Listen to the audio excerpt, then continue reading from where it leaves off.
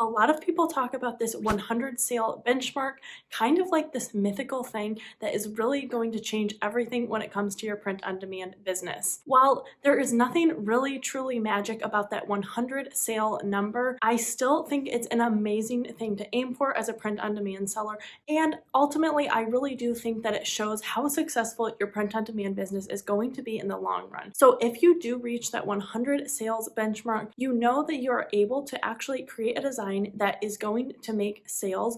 You have kind of that proven track record. You didn't just make one or two sales and can attribute that to maybe a fluke or a random trend that you got on. You've kind of proven yourself by selling more than one thing over a number of days.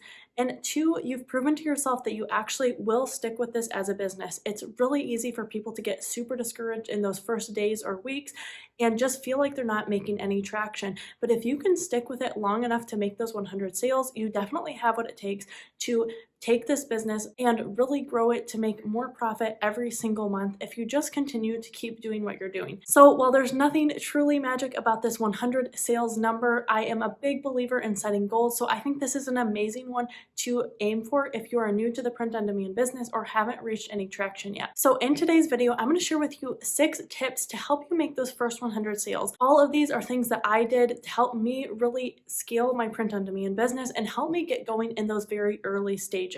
And if you're interested in print on demand and passive income content, make sure you subscribe below for new videos just like this every single week. Now, if you've been in the print on demand space for any amount of time, you are probably very tired of hearing this first tip, but it truly is the backbone of print on demand, and it sets apart the stores that do really well and the businesses that ultimately don't go anywhere and don't make those sales. And that is perfecting the art of finding a low competition, high demand niche. I've said it again and I will continue to say it. Even if you have the best design in the world, you're an amazing graphic designer, you're creating something new that people haven't seen before. If you are one trying to compete in a really popular niche that there are thousands of other products being sold, it is very slim chance that your designs are actually going to get seen. But the same can be true if you're creating something for a very, very specific niche that just doesn't get the search results, it doesn't get the views. People aren't looking to buy that kind of item. When it comes to print on demand, you are really trying to find that sweet spot that marries those two things. So you need to become good at researching niches that have people looking for them, but they don't have too many products already live. Now, this is a very hard skill to hone. I do have lots of videos on my own research process, but one thing that really helped me when I was first getting started, get traction and figure out what works in print on demand is using some kind of research tool. There are 2 that I heavily rely on, and it depends on where you are taking your print on demand business about which one might fit best for you. The tool Merch Informer is a research tool that I love that really helps you figure out what are trending t-shirt designs right now, especially in Merch by Amazon. And then the other tool is called Sales Samurai, and this is just a really great overall tool if you are selling products on Etsy or a similar site. So I will have those both linked down below in the description, and also make sure to include some information on how to work both of those. But you are doing yourself a huge favor if you use a research tool before even creating your products. This should be the first thing that you are doing every single day. Don't try to think of designs and ideas before you've proven that these are things that are going to make sales, and you will be doing yourself a huge favor. Now, the second thing that is going to help you make those first 100 sales goes hand in hand with that last one, and that is going to be honing your design skills and learning how to make more professional and better looking designs with a lot of minimal effort. Like I said in the first one, if you have the best design skills in the world, but you're targeting the wrong kinds of niches, you're not going to make sales. The same thing can be said in reverse too. Even if you find a really, really great niche, if you just don't know how to put together a good design, your layouts look kind of off, you're using the wrong colors, the wrong types of font pairings, you are not going to get very far, because someone might want something in that niche, but they're definitely going to pass over yours if it just doesn't hold a candle to what is already out there, or it just is really off-putting. So this is a skill that there is absolutely no problem if you aren't a good designer right away as a print-on-demand seller. So many really successful sellers have no experience in the graphic design or art field at all, but you do need to know the elements that are going to make a good design. So I actually have a video where I talk about the 4 different design styles that I think a lot of different t-shirts fall into. But another thing that I think is super important is investing in a design type of tool that is going to help you make designs with very minimal effort. So usually this is something that has a bunch of different templates. There are 2 design suites that I tend to gravitate towards a lot, both Canva and Kittl. But Kittl, I really love that it is so beginner friendly and they have so many very professional looking designs that you can simply just plug in the words from your niche and create an entirely new design that they've kind of already come up with. Having a tool like this will definitely help you make more sales. But even if you don't want to invest in a kind of software that has templates ready to use to make your design process a lot quicker, I would spend some time watching some tutorials and just looking at what are those best sellers on Amazon and Etsy, seeing what they have in common, and trying to improve your designs with every new one you make. That is going to really help you grow and make more sales. Now, along with those last 2, the next tip that is going to help you really increase your sale numbers and actually get your products seen is learning how to do good SEO for your products. So on Amazon or Etsy, what the good SEO looks like is writing great titles and descriptions for your products. Even if you have a good design and a good niche, if you are uploading your product with the correct information, it is not going to get seen. So writing good titles and descriptions is something that takes kind of a little bit to get the hang of, and I do have a complete video of how I do that for all of my descriptions and titles on Amazon here, so that is a great place to start. But one of the most important things I think for writing good titles and descriptions is kind of researching your niche. So in your title, what I do is I always put exactly what it says on the shirt or the product that I'm selling, but then I want to research that niche and see what are the other phrases that are trending in that kind of same sphere, what are some keywords that a lot of people are including, and in natural text, I will both include that in the title and in the description.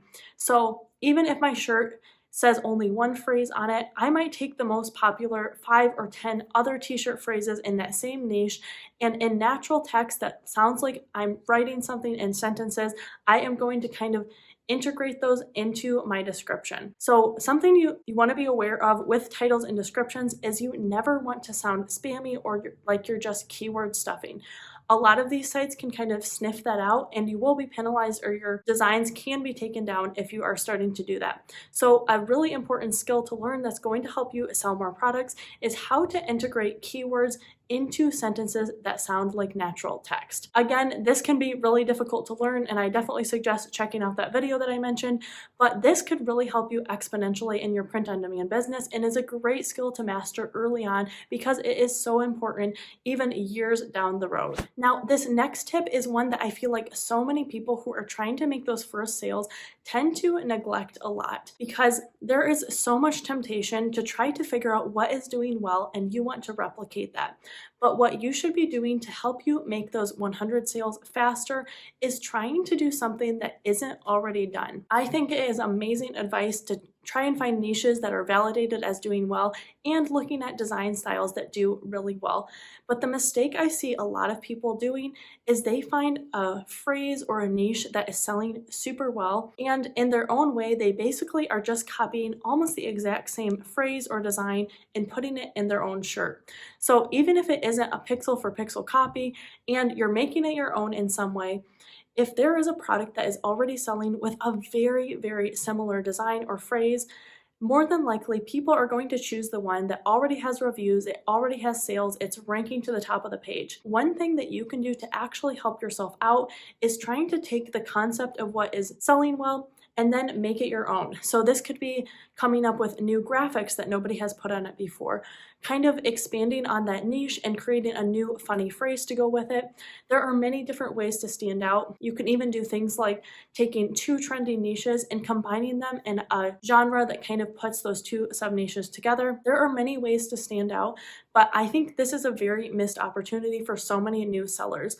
A lot of more experienced sellers on the platform, they kind of have the liberty to create their own designs. They know what is going to do well, but even as a new seller, you can start to do this too put your own spin on all of these designs and try to make something that is very different than what's out there. A lot of times I'll see new sellers, they see that this one phrase is trending and everybody is putting it on a black shirt with white block letters. And so since they see those selling well, they are just going to do the exact same thing. But what you should be trying to do is see, what can I do that's going to stand out? Maybe it's putting these white block letters on a red shirt instead so that it really stands out when people are scrolling. Or maybe I can use a combination of fonts and include a graphic that's really going to make my product different than what's already out there. So don't be afraid to experiment and do something a little bit different, because that is going to be your biggest chance to actually make sales when you are not just like everyone else. Now, the next tip that I think can really help new sellers make more sales a lot faster is to price competitively but not too low. I see a lot of people falling into one end of the spectrum.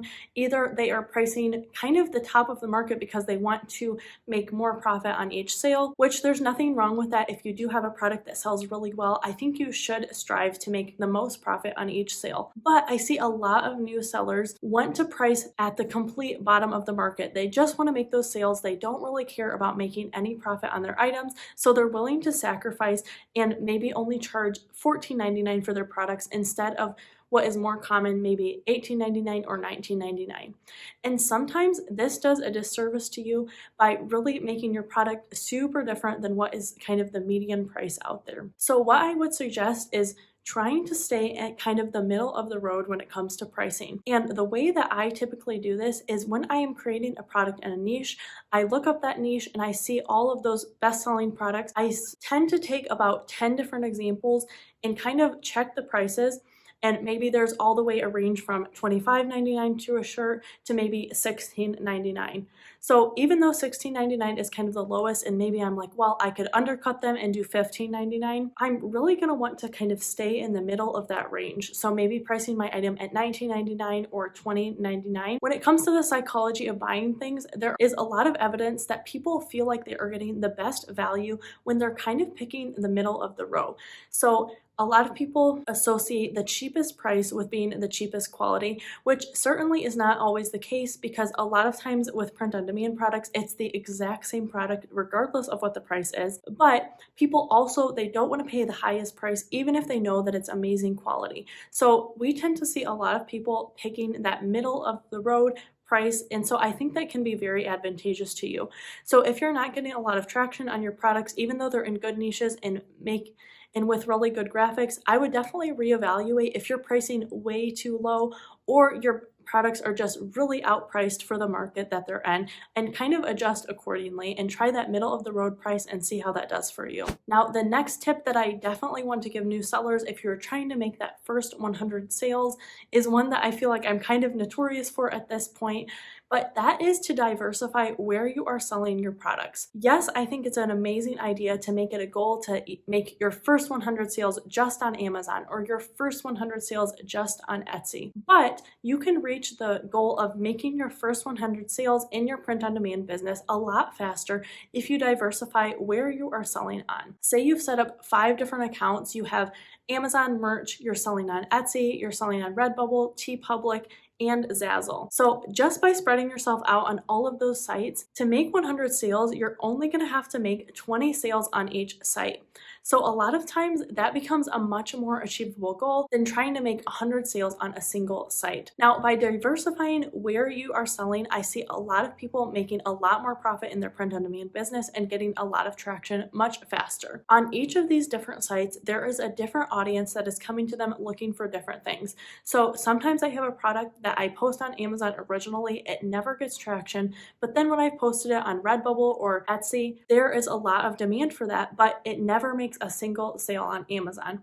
And this is the case for a lot of the different sites. You don't always know what is going to be perfect for each site. So if you can take your one design and post it on multiple different places, you could have 5 or 10 times the chances to actually make a sale that way. If you're just on one print-on-demand site and you're trying to make that work, not getting a lot of traction, I definitely would expand your business and either apply for Amazon merch, start integrating your Etsy account with Printify. I have a video on that here, or just expand to some of those other sites that I mentioned, and you're going to see that you're making a lot of sales much more quickly. If you are very new to print on demand and you're finding yourself becoming very discouraged, feeling like nothing is working, I just want to encourage you to keep at it. A lot of times those first 100 sales come very slowly for people. I've seen stores where it takes them 5 or 6 months to make those first 100 sales, but once that happens, something kind of clicks, they figure out the formula that works, and then those next 100 come in just a couple weeks or months. And even in my own print-on-demand business, I feel that I took off quite fast for what is normal, but it still took me almost 2 months to make my first 100 sales across 3 different print-on-demand platforms, and it took me about a full 3 months to make my first 100 sales just on Amazon. So if you feel like you are not getting any traction or just making a few sales here and there, I want to encourage you, just keep at it. Don't give up because it's not coming quickly. Print on demand, it definitely is not a get-rich-quick scheme. I found in my own business that I've just really slowly, month after month, started making a few more sales, and the next month I'll make a few more sales, a little bit more profit, and over years that really adds up. But it can be very slow to start, so don't get discouraged if you're just making a few dollars or a few sales in your first weeks or months. That is very, very normal and definitely to be expected. But if you're looking for some more tips, some more ideas, I definitely want to recommend you watch this video here. That should give you some more stuff to work off of and really help you in your print-on-demand business. And make sure you subscribe for more content like this every single week. Thanks so much for watching, and I'll see you in my next video.